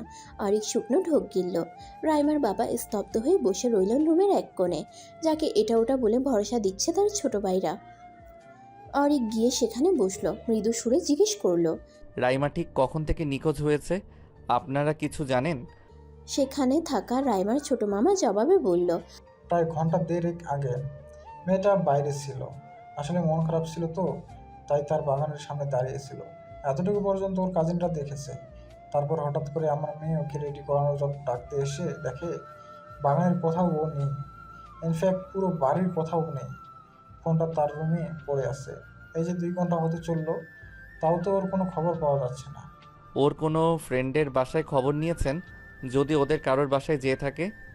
চেনা পরিচিত সব জায়গায় খোঁজ নেওয়া হয়েছে, কথাও নেই। অরিকের মুখটা চুপসে গেল। অবচেতন হয়ে পড়ে থাকা রাইমার বাবার মুখ থেকে এবার কিছু আওয়াজ বেরুলো। তিনি কাঁপা কাঁপা গলায় বললেন, আমার মেয়েটাকে সবাই খারাপ বলছে, বলছে যে ও নাকি কোন ছেলের হাত ধরে পালিয়ে গিয়েছে। কিন্তু আমি তো চিনি আমার মেয়েকে। আমার মেয়ে কখনো এমন কোনো কাজ করতে পারে না যেটাতে তার মা বাবার অসম্মান হবে। নিশ্চয়ই আমার মেয়ের সাথে কোনো অন্যায় হয়েছে, না হলে আমার মেয়ে কখনোই এমনটা করতে পারে না। এই বলে তিনি অস্থির হয়ে পড়লেন। অরিক বিধ্বস্ত নয়নে চেয়ে রইল মানুষটার দিকে। মেয়েকে কিছুক্ষণের জন্য হারিয়ে যেন পাগলপ্রায় অবস্থা হয়েছে তার। একটু আগেও রাইমার নিখোঁজ হওয়ার খবরটা শুনে ভীষণ খুশি হলেও এখন তার আর ভালো লাগছে না। অন্য সবার মতো তার মনও দুশ্চিন্তায় ভরে গেল। কোথায় গেল মেয়েটা? এমনটা তো নয় যে তাকে বিয়ে করবে বলে পালিয়ে গিয়েছে। সেই তো চেয়েছে বিয়েটা করার জন্য। তাহলে এখানে কি তৃতীয় কারোর হাত আছে? অরিক ভাবতে থাকে। রাইমার বাবা এবার ভীষণ অস্থির হয়ে ওঠেন, যার জন্য ওনার শরীর দুর্বল হয়ে পড়ে। সবাই মিলে হাজার বুঝালেও তিনি বুঝছেন না। বারবার উঠে বাইরে চলে যেতে চাইছেন। মেয়ে নাকি নিজেই খুঁজে বের করবেন, কিন্তু এখন বাইরে গেলেই তার শরীরের আরও অবনতি ঘটবে, তাই বাকিরা তাকে আটকানোর চেষ্টা চালাচ্ছে, কিন্তু উনি শুনবেই না। এসব দেখে অরিক ওনার পাশে বসে ওনার হাত দুটো জড়িয়ে ধরল। রাইমার বাবার ভেজা চোখগুলো অরিকের মুখের উপর গিয়ে স্থির হলো। অরিক চাপা নিঃশ্বাস ফেলল, নিজেকে কিছুটা ধাতস্থ করে বলল, এত অস্থির হবেন না আঙ্কেল, রাইমা ঠিক চলে আসবে। আমরা এতগুলো মানুষ আছি, সবাই মিলে খুঁজবো ওকে। আপনি বলেছেন না আপনার মেয়ে কোনো ভুল করতে পারে না, আমিও সেটাই বিশ্বাস করি। রাইমা কোনো ভুল করেনি, তাই ওর সাথেও কোনো ভুল হবে না। শুধু আপনি একটু ধৈর্য ধরুন প্লিজ। অরিকের কথা শুনে এবার কিছুটা হলেও তিনি শান্ত হলেন। জবাব দিলেন না কোনো। দেয়ালটায় পিঠ ঠেকিয়ে বসে রইলেন কেবল। অরিকদের সাথে তাদের কিছু আত্মীয় এসেছিল, তারা এখন এই নিয়ে খুব কানাঘুষা করছে, যার অধিকাংশ কথাই রাইমার বাবার কানে যাচ্ছে। বাকি সবাইও সেসব শুনছে, কিন্তু বলতে পারছে না কিছু। কিন্তু এতক্ষণ চুপ থাকলেও এবার অরিক রেগে গেল যখন সে তার এক আত্মীয়ের মুখে শুনল যে, আরে আজকালকার মেয়ে না, এদের আবার বিয়ে টিয়ে নিয়ে এত চিন্তা আছে নাকি? এরা তো বিয়ের আগেই পোয়াতি হয়ে বসে থাকে।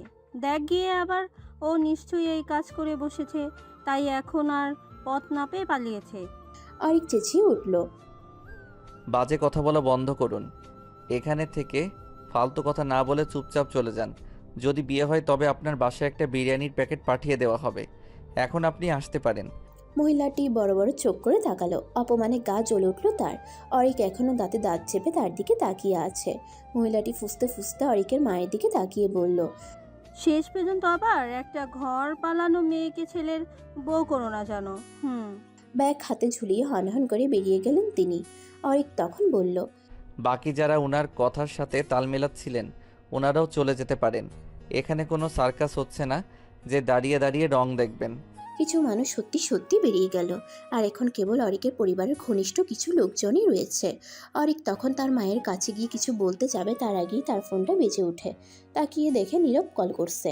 কলটা কেটে দেয় সে, কিন্তু সঙ্গে সঙ্গেই আবার কল চলে আসে।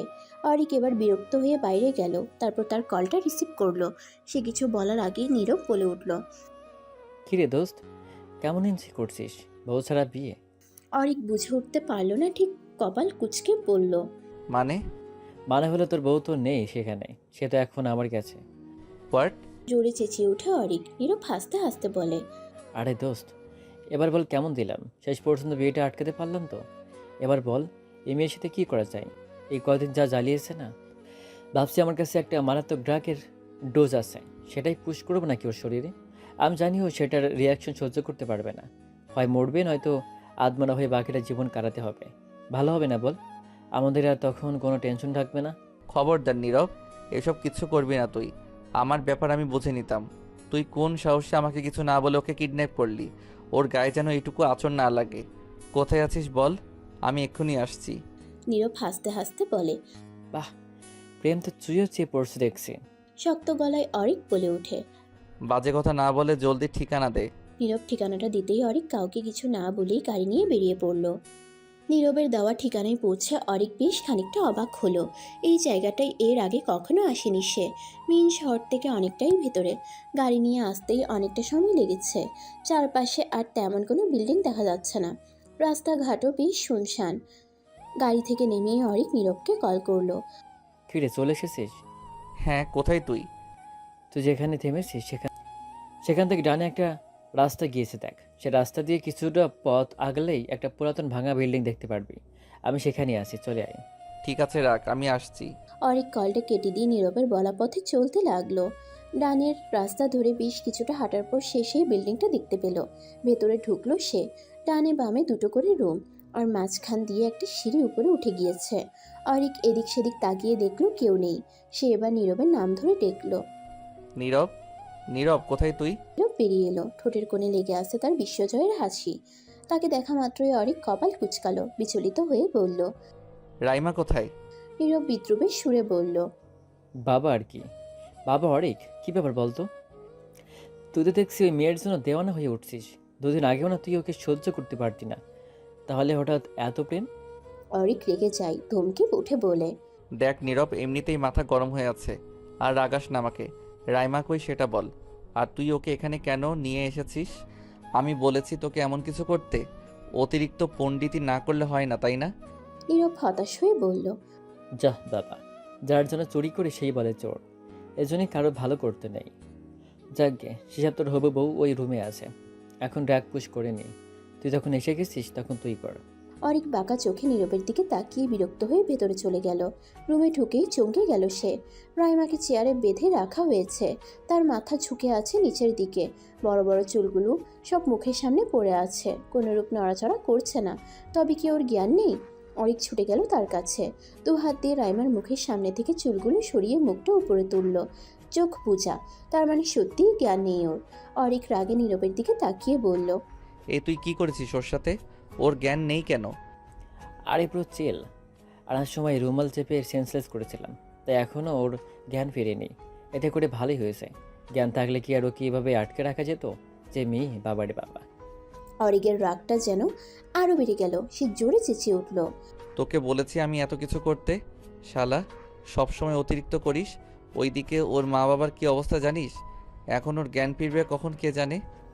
অরিকের এহেন ব্যবহার নীরবের মোটেও ভালো লাগেনি। সে তো ভেবেছিল তার এই কাজে অরিক খুব খুশি হবে, কারণ সে তো চেয়েছিল বিয়েটা না করার জন্য। তাহলে এখন আবার এভাবে রিয়্যাক্ট করছে কেন? নীরব কিছুক্ষণ বিরক্ত হয়ে দাঁড়িয়ে রইল। তারপর সে তার পকেট থেকে একটা ইঞ্জেকশন বের করে অরিকের কাছে গিয়ে বলল, নে দোস্ত, এটা ওর শরীরে পুশ কর। মায়েটা মরে গেলে শাস্তি, তোর আর আমার দুজনের বিপদ শেষ। বল শেষ হবে? এমনিতেই এক ঝামেলায় ফেসে গেছি, তুমি এখন আসছো আরেক ঝামেলা লাগাতে। এতদিন ছিলাম ধর্ষক, এখন আবার খুনি হব? শালা, যা ভাগ এখান থেকে। অরিক ক্রোধ নিয়ে কথাগুলো বলল। নীরব কিছুটা রাগী গলায় বলল, আরে তুই বুঝতে পারছিস না কেন? এই মেয়ে বেঁচে থাকলেও আমাদের মরতে হবে। তোর কি মনে হয় এই মেয়ে আমাদের ফাঁসিতে না ঝুলিয়ে ছাড়বে? জীবনেও ছাড়বে না। তাই সময় থাকতে মেয়েটার একটা ব্যবস্থা করে ফেল। আর তুই যদি না পারিস, শর্ত নেই, আমি ওকে ইঞ্জেকশনটা দিয়ে দিচ্ছি। নীরব এগিয়ে আসতেই অরিক তার থেকে টান মেরে ইঞ্জেকশনটা নিয়ে দূরে ছুঁড়ে মারে। নীরব এতে খুব রেগে যায়। কি করলি তুই এটা? তুই জানিস ওইটা একটা দাম কত? না, জানি না, আর জানতেও চাই না। আমি না করার পরে তুই কোন সাহসে ওকে ইঞ্জেকশন দিতে যাচ্ছিলি? আমি না করেছি মানে না। খবরদার আমার কথার উপরে যাবি তো। অরিকের কথায় নীরব এবার অনেক বেশি ক্ষেপে গেল। কড়া গলায় বলল, হ্যাঁ, সবসময় আমাকেই তোর কথা শুনে চলতে হবে, আর তুই জীবনেই আমার কথা শুনবি না।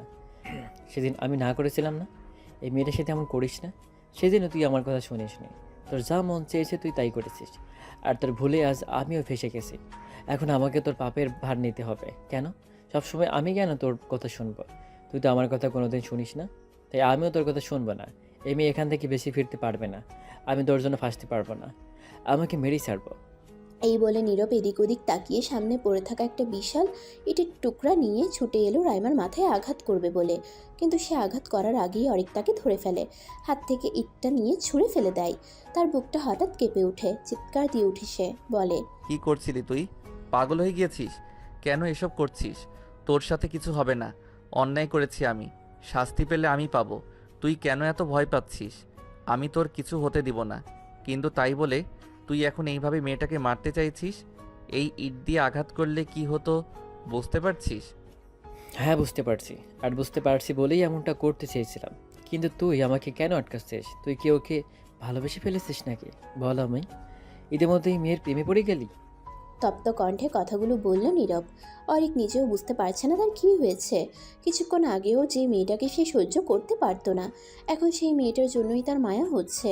আর এটা কেন হচ্ছে সেটা সে বুঝতে পারছে না। অরিক জিভ দিয়ে তার শুকনো ঠোঁটছোড়া ভেজালো, তারপর নরম গলায় বলল, না, আমি ওর প্রেমে পড়িনি। কিছুক্ষণ আগে আমিও ওর খারাপ চেয়েছিলাম, কিন্তু বিশ্বাস কর, ওর নিখোঁজ হওয়ার খবরটা ওর মা বাবার কানে যাওয়ার পর থেকে ওনারা খুব ভেঙে পড়েছেন। ওনাদের অবস্থা দেখে আমার নিজেরই খুব মায়া লাগছিল। রাইমার আম্মু হাউমাউ করে কাঁদছিলেন। আশেপাশের মানুষগুলো যাই নয় তাই বলেছেন। এত কিছুর মাঝে থেকে আমার বারবার তখন মনে পড়ছিল, আজ যদি রাইমার জায়গায় নীরা থাকতো, তবে আমার আর মায়ের অবস্থাটাও ঠিক এরকম হতো। আমি জানি ও বেঁচে থাকলে আমারই ক্ষতি, কিন্তু মারা গেলে ওর পুরো পরিবারে ক্ষতি। ওকে ছাড়া ওর পরিবার নিঃস্ব, যেমন আমরা আমাদের নীরাকে ছাড়া। তাই আমি এখন পারছি না রে, নিজের একটা ভুলকে ঢাকতে এখন আমি একসাথে এতগুলো প্রাণ নিতে পারবো না। প্লিজ দোস্ত, ছেড়ে দে মেয়েটাকে। আমি তোকে প্রমিস করছি তোর কিছু হবে না। আমি আমার ঘাড়ে সব দোষ তুলে নিব, আর রাইমাকেও আমি বোঝাবো। কিন্তু এখন আপাতত তুই একটু বোঝ প্লিজ। অনেক বোঝানোর পর নীরব বুঝল। মনের ভেতর বিশাল ক্রোধ নিয়ে এসে রাইমার বাঁধন খুলে দিল। মেয়েটার এখনও জ্ঞান ফেরেনি। আর কোনো উপায় অন্তর না দেখে অরিক তাকে কোলে তুলে নিল। তারপর আস্তে করে গাড়িতে গিয়ে বসালো। গাড়ির ভেতরে থাকা একটা পানির বোতল থেকে কিছুটা পানি নিয়ে তার চোখে মুখে পানির ঝাপটা দিল। তারপর সে গিয়ে বসলো ড্রাইভিং সিটে। নীরবকে অনেক গুছিয়ে তাদের সাথে নিল। সে গাড়ি স্টার্ট দেওয়ার আগে তার ফোনটা বেজে উঠল। হাতে নিয়ে দেখলো তার মা কল দিচ্ছে। কলটা রিসিভ করলো সে। তার মা তখন উৎকণ্ঠা নিয়ে বলল, তুমি আবার কোথায় গিয়েছো অরিক? তোমাকে না পেয়ে তো এখানে সবার টেনশন আরো বেড়েছে। সে মৃদু এসে বলল, আর টেনশন করতে হবে না মা, সবাইকে বলে দাও রাইমাকে পাওয়া গিয়েছে, ও এখন আমার সাথেই আছে। আমরা বাসায় আসছি। চোখের ভারী পল্লবগুলো মেলে ধরতে কষ্ট হচ্ছে। শরীরটা যেন অবশ লাগছে। হাত পা নাড়াতে পারছে না। মাথায় চিনচিন ব্যথা করছে। চোখগুলো যখন খুব কষ্টে একটু মেলল রাইমার কাছে, তখন মনে হলো চারপাশটা যেন সাদা ধোঁয়ায় পরিপূর্ণ। কিছু দেখতে পাচ্ছে না সে। শরীরটা ভার হয়ে আছে। কষ্ট করে আস্তে আস্তে তাকানোর চেষ্টা করলো রাইমা। প্রথমেই বুঝে উঠতে পারল না সে কোথায় আছে। আবছা চোখের দৃষ্টি পাশে অরিকের উপর পড়তেই তার মস্তিষ্ক যেন জেগে উঠল। একটু নড়ল, ভ্রু কুঁচকালো। নিজেকে অরিকের গাড়িতে আবিষ্কার করে চমকে গেল সে। গলা দিয়ে কথা বেরোচ্ছিল না, তাও কষ্ট করে সে বলে উঠল, আমাকে কোথায় নিয়ে যাচ্ছেন? রাইমার কণ্ঠ শুনে অরিক তার দিকে তাকালো, স্বস্তির নিঃশ্বাস ফেলে বলল। যা জ্ঞান ফিরেছে তাহলে। রাইমা জোরে জোরে নিঃশ্বাস নিচ্ছে, বুঝে উঠতে পারছে না কিছু। পেছনে তাকিয়ে দেখলো নীরব আছে। এবার সে অনেকটা অস্থির হয়ে উঠল, ক্ষিপ্ত কণ্ঠে দম নিয়ে বলল। আমাকে কোথায় নিয়ে যাচ্ছেন আপনারা? আবার আমার সাথে কি করতে চাইছেন? গাড়ি থামান বলছি, প্লিজ গাড়ি থামান। আমি আপনাদের সাথে কোথাও যাব না, গাড়ি থামান। রাইমা অনেক বেশি অস্থির হয়ে উঠল, গাড়ির দরজা ধরে টানাটানি করতে লাগলো।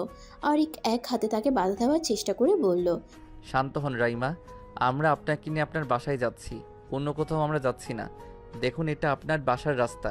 রাইমার এবার খেয়াল করলো, হ্যাঁ এই রাস্তাটা পরিচিত তার। তাও সে ঠিক শান্ত হতে পারল না। নিজের হাত থেকে এক ঝটকায় অরিকের হাতটা সরিয়ে দিয়ে বিচলিত কণ্ঠে বলল। তার মানে এতক্ষণ আমি আপনাদের কাছে ছিলাম? কই, আমার তো কিছু মনে পড়ছে না। আমার তো মনে আছে আমি আমার বাগানে ছিলাম, হঠাৎ হঠাৎ তখন কেউ একজন পেছন থেকে আমার মুখে কিছু একটা চেপে ধরে, আর তারপরে আস্তে আস্তে আমার শরীর অবশ হয়ে যায়। তার মানে এসব আপনার কাজ? আমাকে অজ্ঞান করে আবার আপনারা আমার সাথে খারাপ কিছু করেছেন? কেন কেন আপনারা আমার সাথে এমন করছেন? কি ক্ষতি করেছি আমি আপনাদের? কেন করছেন আমার সাথে এমন? রাইমা কাঁদতে আরম্ভ করে। অরিক আর না পেরে গাড়িটা রাস্তার একপাশে দাঁড় করায়। গাড়ি থেকে নেমে যেতে দেখে রাইমা দ্রুত গাড়ি থেকে নেমে যেতে চায়, কিন্তু অরিকের জন্য পারে না। অরিক রাইমার দুই বাহু চেপে ধরে তাকে তার দিকে ঘুরিয়ে নেয়। তারপর সে রাইমার চোখের দিকে তাকিয়ে নরম সুরে বলে। আমাদের ভুল বুঝছেন রাইমা, আপনার সাথে খারাপ কিছু হয়নি। বিশ্বাস করুন, আপনি এখন একদম ঠিক আছেন। আর হ্যাঁ, এটা সত্যি যে এসব কিছু নীরব করেছিল। ও চেয়েছিল আপনার সাথে যেন আমার বিয়েটা না হয়। আমার বন্ধু তাই আমাকে বাঁচাতে এসব করেছে, কিন্তু আমার বোঝানোর পরও বুঝেছে ওর কোনো দোষ নেই রাইমা, যা দোষ সব আমার। আমি আপনাকে রেপ করেছি, আপনাকে মানসিক কষ্ট দিয়েছি, তার জন্য শাস্তি দিতে হলে আমাকে দিবেন, কিন্তু প্লিজ ওকে ক্ষমা করে দিন। আমার জন্য ও ফেসেছে। সেদিন ও আমাকে অনেক বাধা দিয়েছিল, কিন্তু আমি শুনিনি। সব দোষ আমার রাইমা, প্লিজ আপনি ওর উপর আমার ড্রাইভার চাপাবেন না, ও সত্যিই নির্দোষ। কথাগুলো বলতে গিয়ে গলা কাঁপছিল অরিকের। সে তখন রাইমাকে ছেড়ে দিয়ে তার সিটে হেলান দিয়ে বসে চোখ বুঝল। রাইমা নিষ্প্রভ তাকিয়ে রইল তার দিকে। পেছনে নীরব স্তব্ধ হয়ে বসে রইল। সে বুঝতে পারছে তার বন্ধু এখন তার ভুলের জন্য অনেক বেশি পস্তাচ্ছে, কিন্তু সময় থাকতে তো আর সে বুঝল না।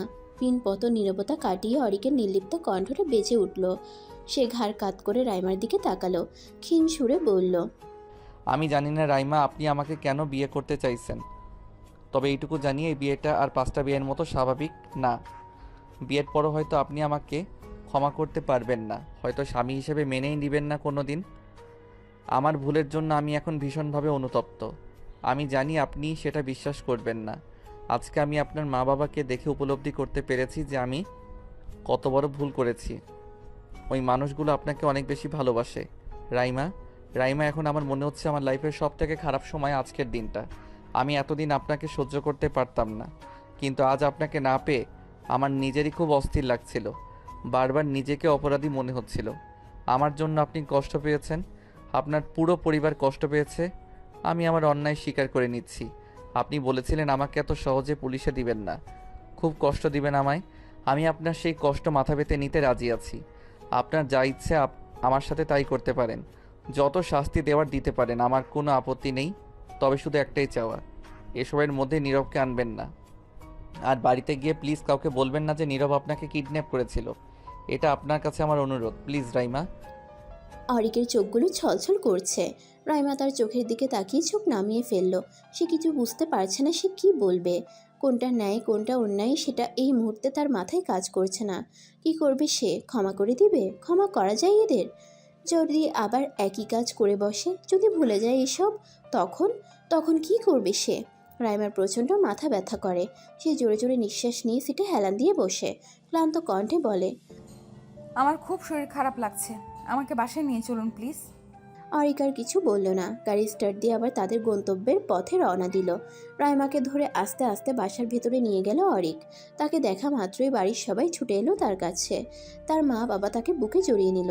চোখে মুখে তার অনেক চুমু খেলো, যেন তারা আবার তাদের প্রাণ ফিরে পেয়েছেন। রাইমার মা এখনও কেঁদে চলেছে।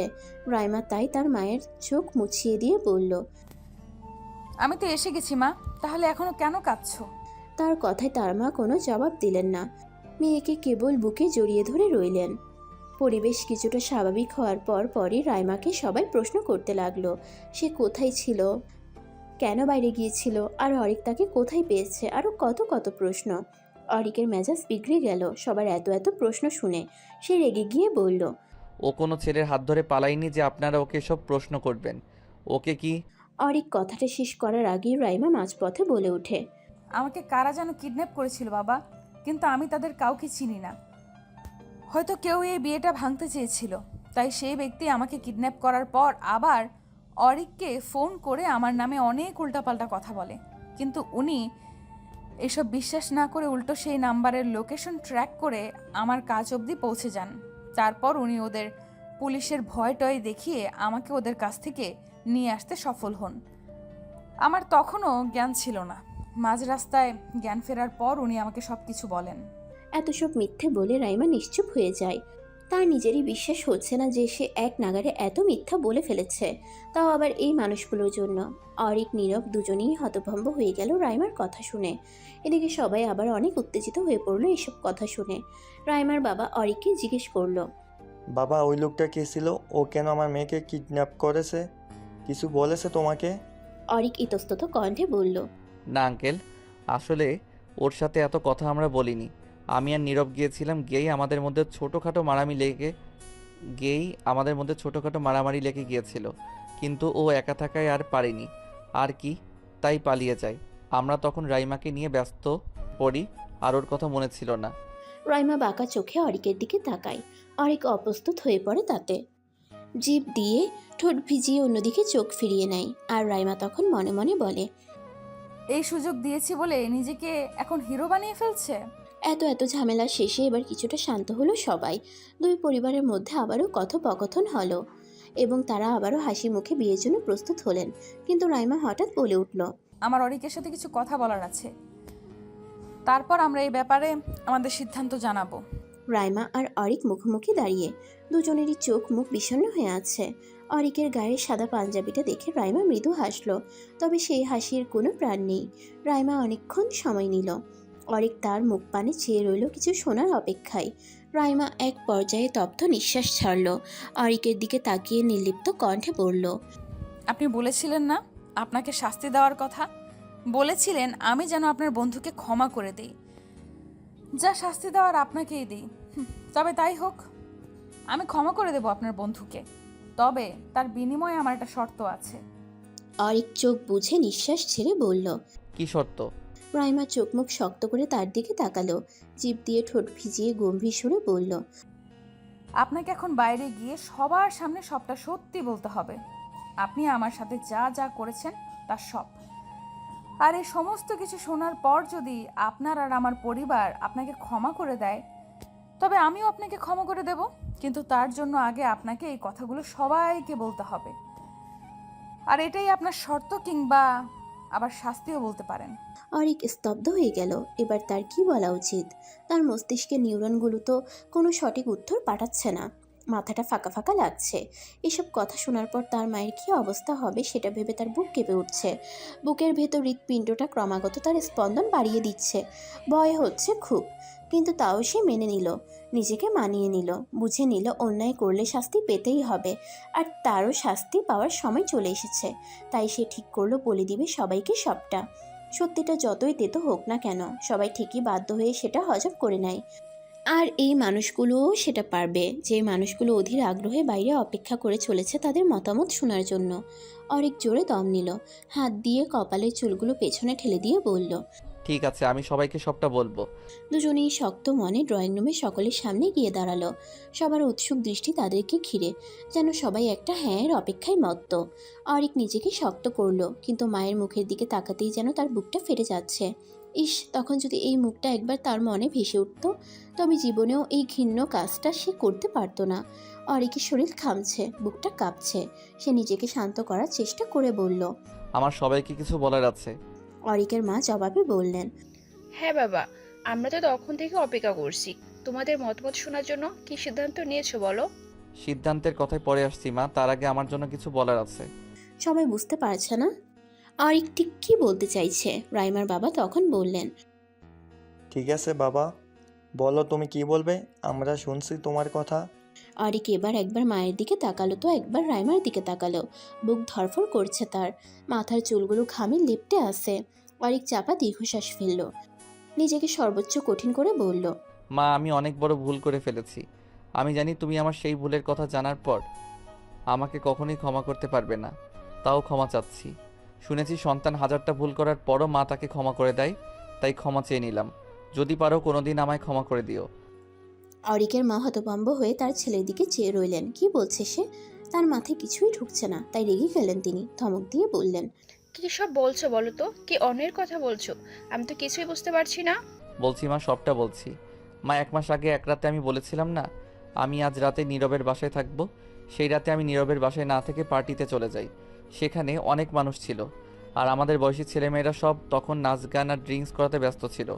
ওই সময় আমি ওইসব খেয়ে ফেলি, অনেকটাই খেয়ে ফেলি। আর তারপর আমার মাথা কাজ করা বন্ধ করে দেয়।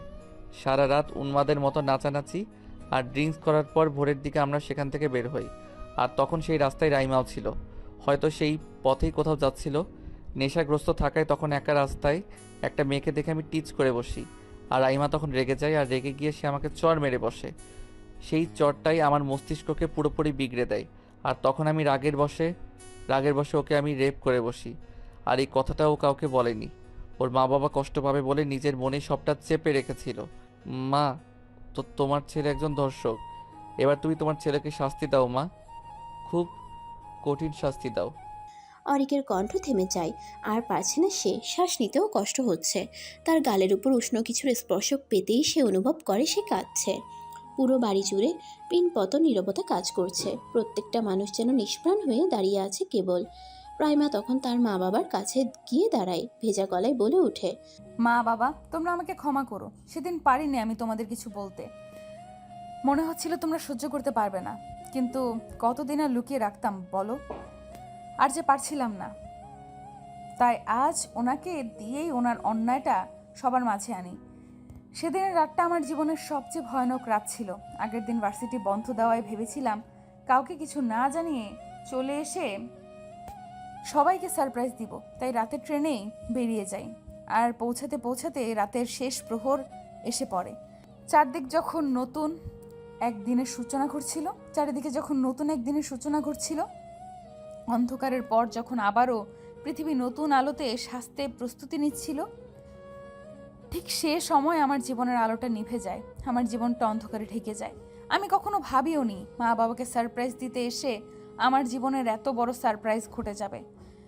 আমি ওই রাতটা কখনো ভুলতে পারবো না। তবে আমি তোমাদের জন্য জীবনের এই কালো অধ্যায়টাকে সাথে নিয়ে এগিয়ে যেতে পারবো। এবার তোমরাই সিদ্ধান্ত নাও আমার এখন কি করা উচিত। নিস্তব্ধতার বুক ছিঁড়ে রাইমার মায়ের গগন বিদারী কান্নার শব্দ শোনা গেল। সেই কান্নার তীক্ষ্ণ সুর সকলের হৃদয়কে যেন খান খান করে দিচ্ছে। রাইমা এবার তার মাকে আর আটকালো না, মায়ের সাথে সেও চিৎকার করে কাঁদতে লাগলো। এই মুহূর্তটার অপেক্ষায় যে ছিল সে। কবে সে একটু মন খুলে কাঁদতে পারবে, কবে তার মায়ের বুকে মাথা রেখে তার কষ্ট লাঘব করতে পারবে।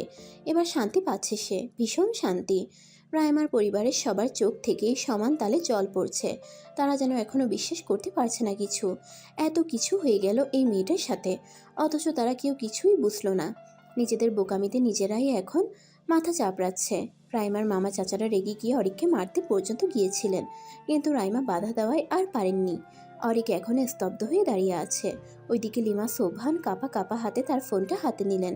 তারপর কার একটা নাম্বারে কল করে বললেন, আমার ছেলে একজন ধর্ষক, আপনারা এসে তাকে গ্রেপ্তার করুন। আমি আমার ছেলের সই জায়গায় আছি, আপনারা প্লিজ চলে আসুন। সবার আর বুঝতে বাকি ছিল না তিনি কাকে কল দিয়েছেন। সকলেই এবার শান্ত হয়। অরিকের মা বোন নীরব হয়ে বসে আছে। তারা আজ থেকে এক ধর্ষকের মা আর বোন। কথাটা ভাবতেই কলিজা কেঁপে উঠল তাদের। তাও একটা টু শব্দ করলো না কেউ। অরিক এক পলক মায়ের দিকে তাকিয়ে আবার চোখ নামিয়ে ফেলল। তার মনে হলো সে আর তার এই মুখ কোনোদিন মাকে দেখাতে পারবে না। পুলিশ এলো, তদন্ত করলো অনেক। অরিক আবারও তার শব্দ স্বীকার করলো। মায়ের সামনে তার ছেলেকে গ্রেফতার করে নিয়ে যাওয়া হলো। ছেলের বিয়েতে এসেছিল এক বুক আনন্দ নিয়ে, সেই আনন্দ এখন বিষাদে পরিণত হলো। তিনি এখন বাড়ি ফিরে যাবেন, তবে শূন্য বুকে। একজন ধর্ষকের তো এটাই প্রাপ্য। যাওয়ার আগে রাইমার পরিবারের প্রত্যেকটা মানুষের কাছে তিনি ক্ষমা চেয়েছেন, আর তারাও তাকে ক্ষমা করে দিয়েছেন। অরিক বর্তমানে জেলে। রাইমার বলা শেষ কথাগুলো এখনও তার মস্তিষ্কে বিচরণ করে। কি পরিমাণ কষ্ট পেলে একজন মা তার ছেলেকে নিজে পুলিশের হাতে তুলে দেয় জানেন? হয়তো জানেন না, কিন্তু আজ থেকে জানবেন। আমি আপনাকে চাইলেই ক্ষমা করে দিতে পারতাম, কিন্তু আমার বিবেক আমাকে সেটা করতে দেয়নি। তাই আমি বাধ্য হয়েছি এত কিছু করতে। পারলে আপনি আমাকে ক্ষমা করে দিবেন, আর আমি আশা করি আল্লাহও আপনাকে ক্ষমা করে দিবেন হয়তো। আর হ্যাঁ, একটা কথা, আপনাকে আমি কোনো দিন ভুলবো না। আমার এই 23 বছরের জীবনে আপনি আমার এক চির স্মরণীয় অধ্যায়, কালো অধ্যায়, যে অধ্যায়কে আমি আমার জীবন থেকে কখনোই মুছে ফেলতে পারবো না, কখনোই না।